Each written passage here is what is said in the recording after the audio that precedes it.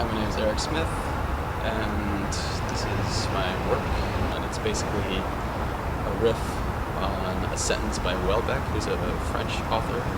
The idea was to take an event, a real-world event, and to sort of reframe it in an art context. It was important that the vehicles be, sort of a dark vehicle and a light vehicle in terms of setting up some kind of opposition within the work. Forde and the Ashbirds come from Geneva, Switzerland, mainly, where they have an independent space. And there are 5 core participating artists. And so their point of departure for this particular project is the idea of the work traveling between Europe and the US. This served as the crate, the bottom of the crate, for the transport of the piece, and most of the objects that you see actually in this room came within this crate. It's important to note that every single one of the objects placed in the room has its equivalent, has a sort of like echo within the space. And this is because the general plan, the general method of this piece is the structure of the palindrome.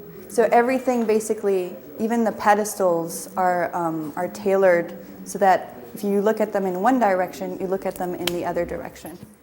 The works are placed on boxes or what we would maybe perceive as forms of like pedestals. So in this particular case, there's appropriation of a Richter painting. She's working from already a reproduction of the image. So she shows so even the torn page of the image is reproduced within this particular painting.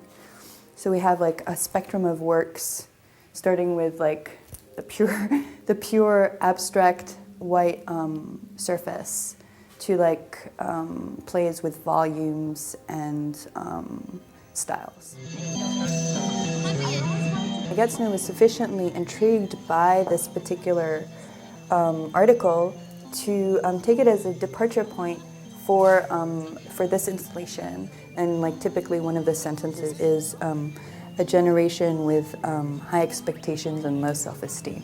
She selected every single material that's described within this particular piece and incorporated them within her installation. So right after the first introduction to the article, we get a sort of encounter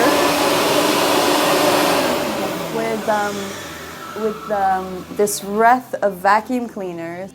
And then, as we reach into the space, and we see this whole system, this sort of method of systematized paraphernalia.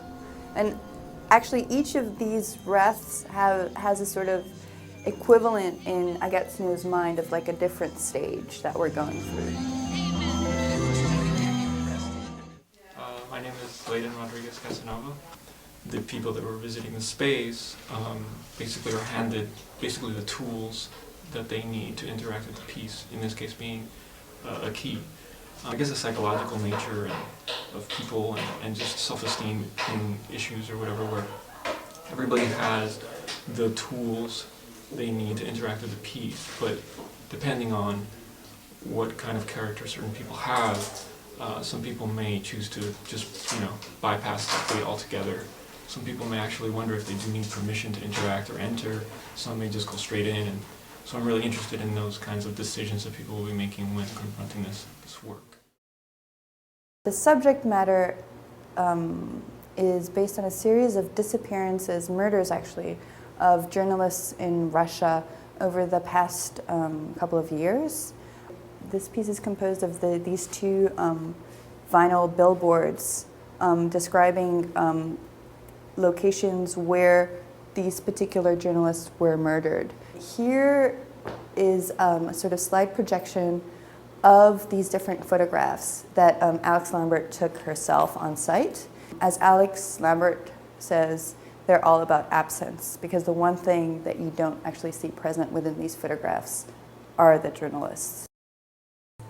It takes as material a film of the same title that was made by Curtis Harrington in the 60s, and that stars Dennis Hopper as a sailor. The particular method to the film presented here is taking a sort of feature film and reducing it to a film of 12 minutes. Drew models himself on a method that was developed by Eisenstein, the Russian filmmaker.